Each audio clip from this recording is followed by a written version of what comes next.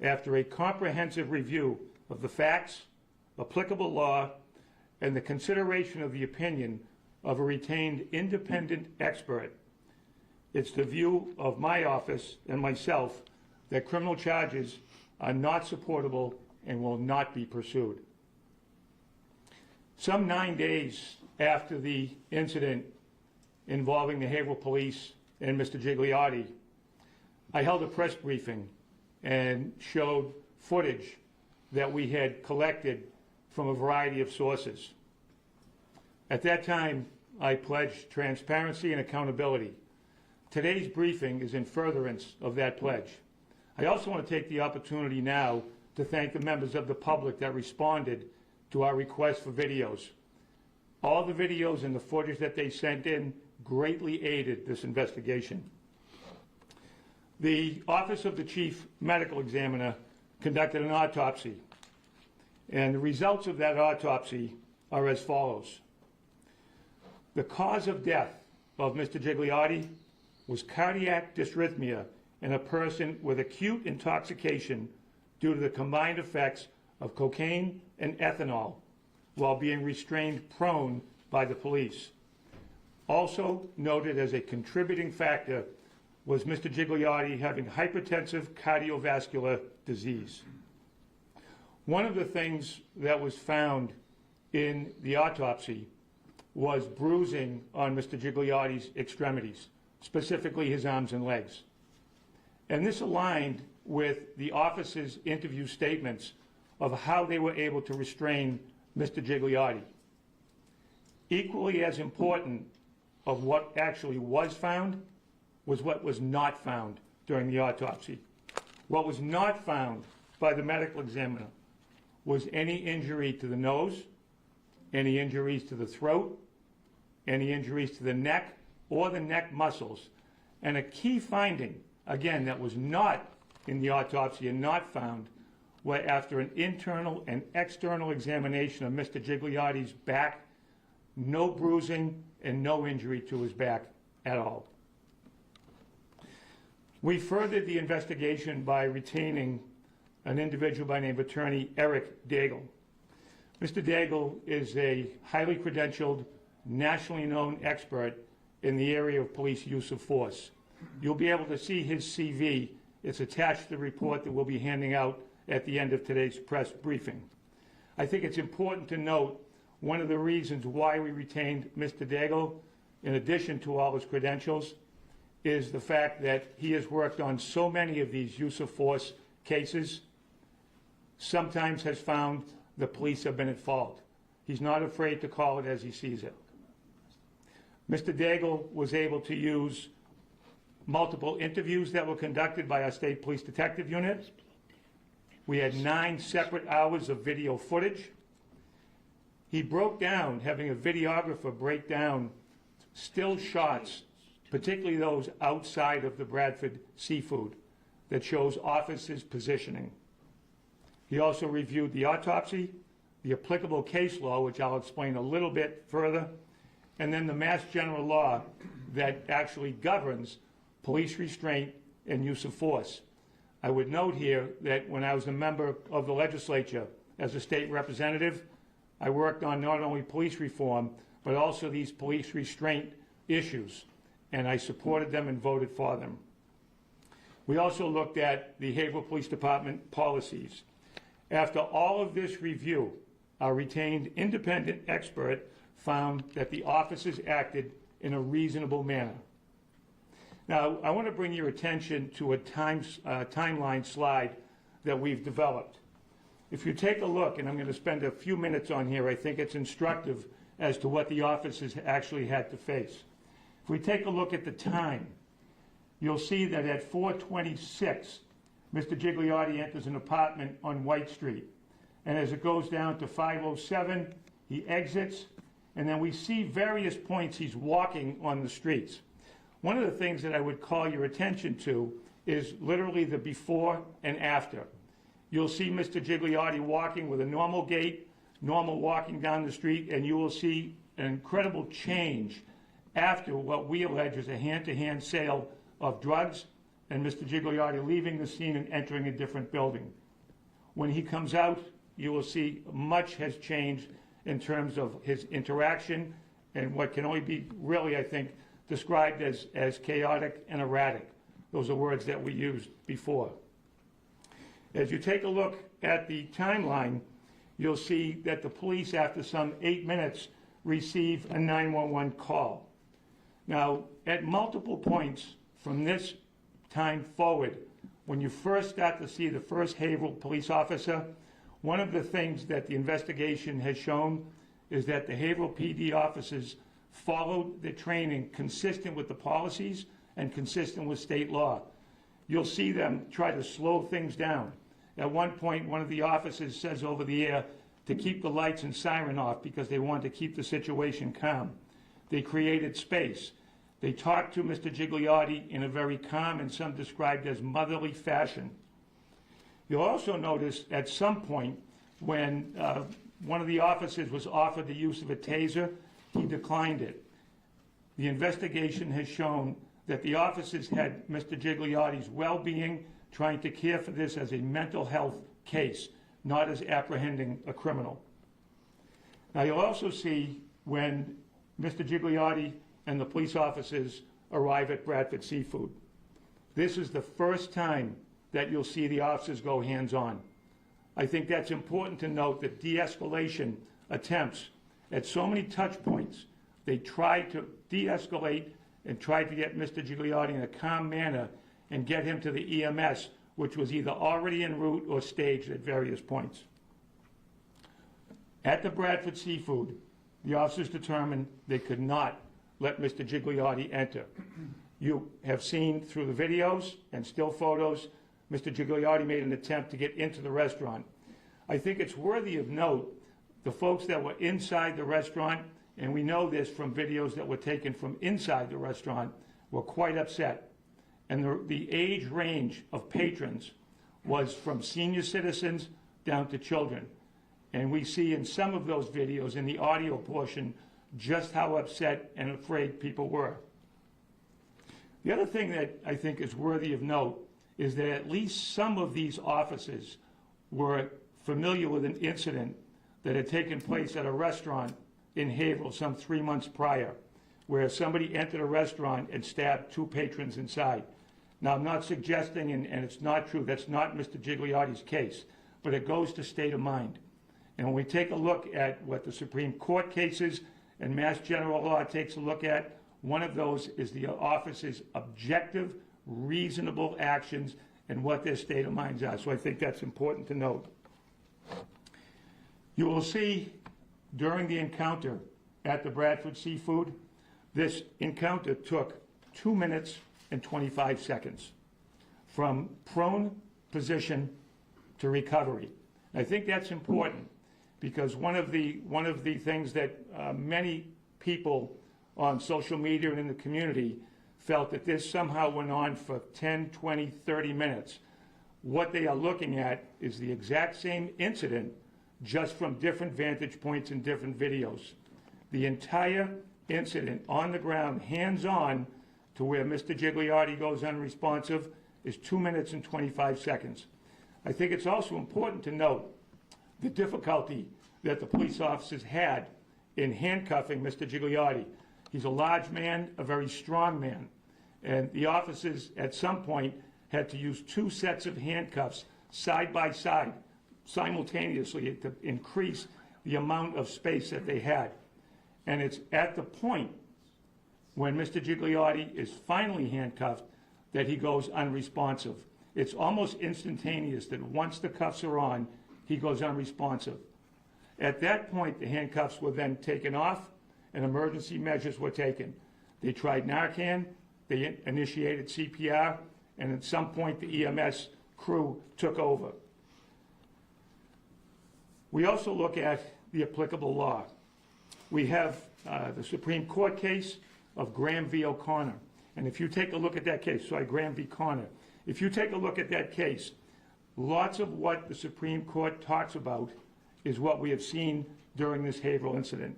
In particular, take a look at the degree of force that was used to arrest or seize someone. The standard is objective, reasonable police officer based on the facts and circumstances. These factors take a look at the level of threat or resistance, whether the subject posed an imminent threat to the officers or others. In conclusion, if we put all of these together in the totality of the circumstances, the officers' interviews, and I will say that every one of the officers interviewed was extremely cooperative. They answered every question. They came as asked, and our state police detectives did a very thorough job in making sure that we got all the facts and circumstances of the case. The totality of the circumstances, the split-second judgments that police officers often have to make under tense, uncertain, and evolving situations. Here, it's the conclusion of our retained independent expert that force was consistent with established law and training. I concur. I also want to single out, I think it's important when we talk about the training piece, particularly as it pertains to Officer Welch, who was the first officer. I think he set the tone as handling this as a mental health call and trying all of the de-escalation techniques. I also specifically want to mention Officer Caitlin Tully, who unfortunately passed during the pendency of this investigation.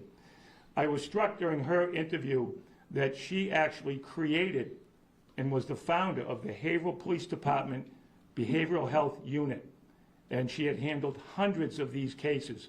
And at one point when she was talking to Mr. Gigliotti, she was using very soothing and calm words, and for that brief moment in time, Mr. Gigliotti responded in a very calm and soothing manner. Unfortunately, that was not able to be sustained. Everybody present here, you will receive a hard copy of Attorney Daigle's report. You will also get a copy of my findings, and if you haven't gotten previously the videos or anything regarding the audio visuals, we will make sure we get those to you as well. This is certainly a very difficult case all around. I know the impact that this has had on the Gigliotti family. I know the impact that it's had on not only the police officers involved, but also the Haverhill Police Department and the greater Haverhill community. This is a difficult case all the way around. The findings that I have based my conclusion on, I believe were thorough. We looked through everything. We made the judgment. We answered that narrow question, whether under Massachusetts law, charges would be supported, and I have concluded that they would not, and therefore will not be pursuing charges. I'm happy to take questions. Yes? Can you release the names of the officers that were involved? You released 2. Yes. So when you are about to leave, we will hand you a copy of the report containing the officers' names. Thank you. After reviewing all this, I know you said criminal charges are not warranted, but in your opinion, is there anything the Haverhill officers should have done differently? So there's 2 things to that. One, the objective standard is a reasonable police officer, given the scene that they were presented with, and my finding that they acted in a reasonable manner. I think that speaks to my opinion on this. I will also add that the Haverhill Police Department is conducting their own investigation, separate and apart from what my question had to be answered. So, I know you said you met with the family this morning, but for the broader public who wasn't a part of that, what was the message you wanted to convey to them and also the broader community? Fair point. My condolences first and foremost. Not being unmindful that a life was gone. And Mr. Gigliotti's loss clearly has affected the family. And I think we have to acknowledge that and understand their grief. The greater Haverhill community has struggled with this as well. Unfortunately, there has been quite a bit of what I'll call misinformation and disinformation out on social media. I hope that for today's purposes, for at least those reasonable folks that will see this, that they'll understand this was a thorough, unbiased investigation. That was my message to the family, and it's my message to the Haverhill community. What was the family's response when you spoke with them? So that was a private meeting that I had. I'm going to leave it private. I appreciate the question. And certainly if the Gigliotti family wants to make a comment, they're free to do so, but my remarks to them, I'm going to keep it private. You said unbiased, you're a former police chief. Should this be independent outside of Essex County DA's office? Or would you consider that? So it's a fair point, and I think that's a question that the public has as well. From a legal standpoint, the DA's office has invested the authority to direct and control homicides. From a personal standpoint, I was a police officer for 34 years. For 17 of those years, I was the chief of detectives in Salem. And as part of the job of chief detectives, I was also in charge of the internal affairs department. And I can tell you the dozens and dozens of cases that I had to investigate, some of which led to charges against police officers. Some of those charges resulted in imprisonment. It's not anything that we want to say that there was some type of a victory, because there's a loss. There's a loss of trust, a loss to the community. But my experience, my integrity, the job that I've done in internal affairs, if you look at the record, you will see we had some difficult cases in Salem, and they were done with thoroughness and integrity. And unfortunately, some police officers had to face some serious consequences as a result of my investigations. I also should point out, in fairness, oftentimes it looked as if police officers may have done something wrong, whether it was either a violation of law or a violation of police procedure. Every one of those has to be done fairly. The public demands it, and they deserve it. After your review of this case, do you have any thoughts about the mental health services available in Massachusetts, that it came to this point that it was police officers who had to confront Mr. Gigliotti on the streets of Haverhill? I worry daily about the mental health of so many folks, particularly post-COVID. And we ask a lot of our police officers. We ask them to be experts in so many areas. I can tell you the job of a police officer at its core is generally the same. I was hired as a police officer in 1981, and there was never a thought about mental health. There was never a thought about well-being. And I would also add, there was never a thought about the police officer's well-being either. Fortunately, I think we've made tremendous strides. We have now things in place. I worry sometimes about the need being outpaced by the capacity in general. And I say that with people that we run across daily. I will say, specific to Haverhill, I was very impressed by not only their policies, but by their training. And I would also point out that every single officer involved in this incident was up to date with their training. It was something that was important, not only to Haverhill, but departments across the Commonwealth. And I'm confident that the Haverhill Police Department had policies and procedures in place which were followed, not only in this case as we've seen it, but to make sure going forward. There's also an opportunity in any of these to do an after action. And if there's something that Haverhill PD feels that could have been done differently, I have confidence that they'll address it.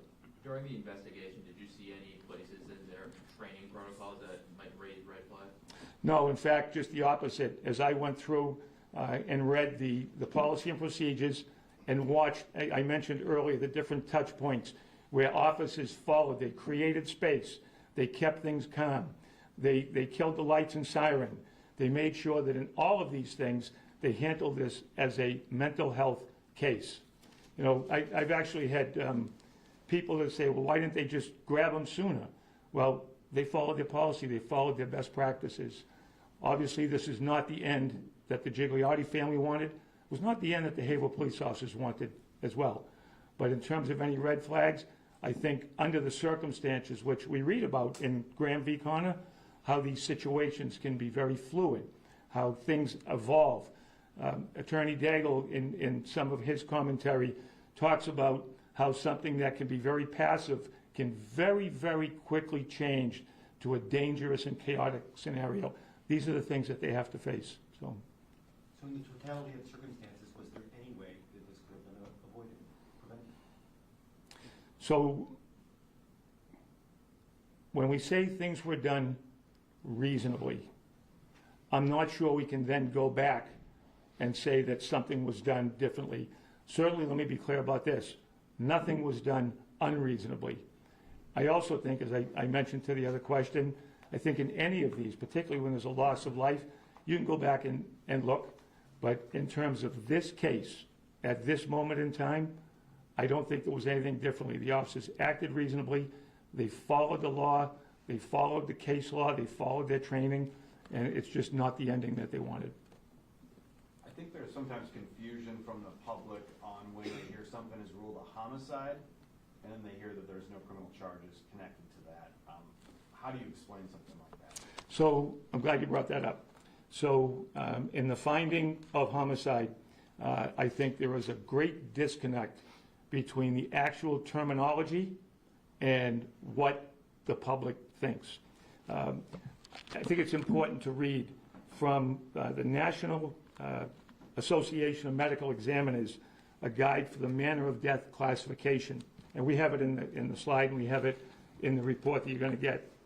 It is to be emphasized that the classification of homicide for the purposes of death certification is a neutral term. It neither indicates or implies criminal intent, which remains a determination within the province of the legal process. And that legal process is what you see here today, my determination. Very clearly, the National Medical Examiners, it is a neutral term that does not imply in whatsoever that it's somehow some criminal intent or wrongdoing. So I appreciate that question.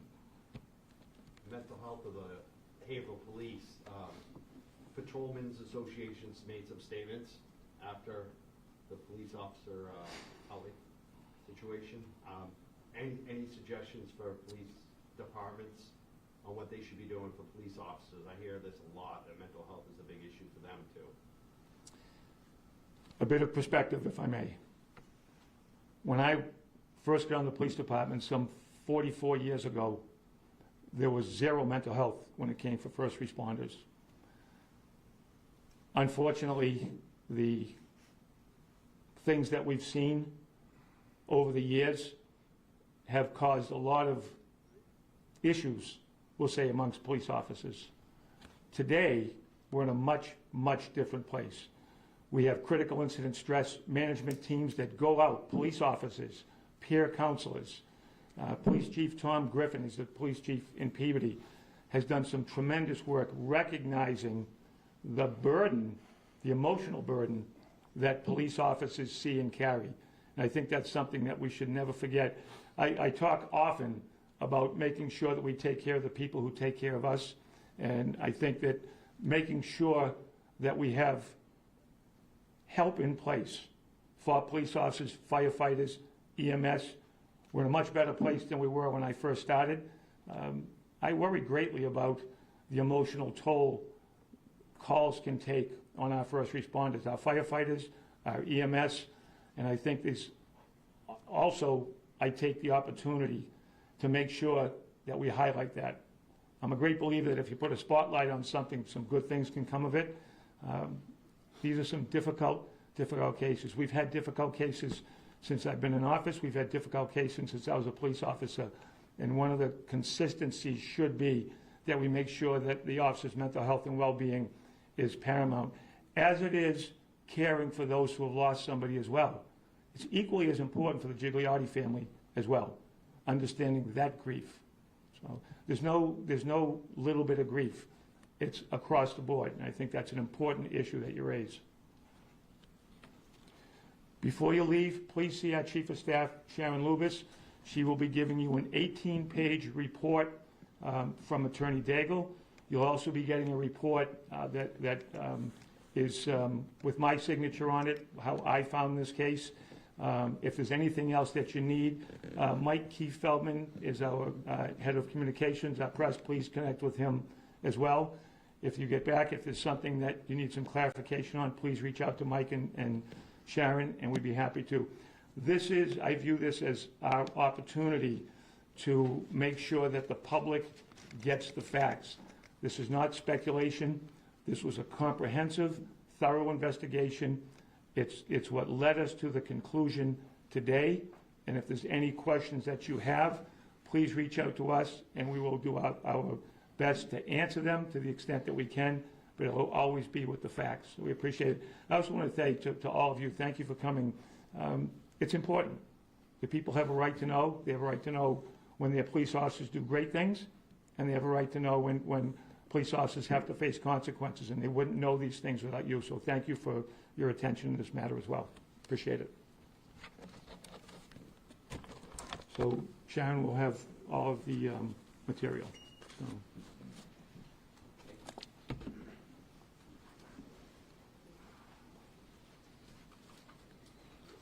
Is that?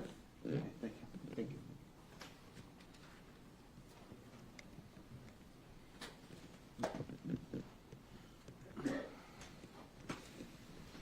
Hey, buddy. How's it going? Going well. Nothing's new.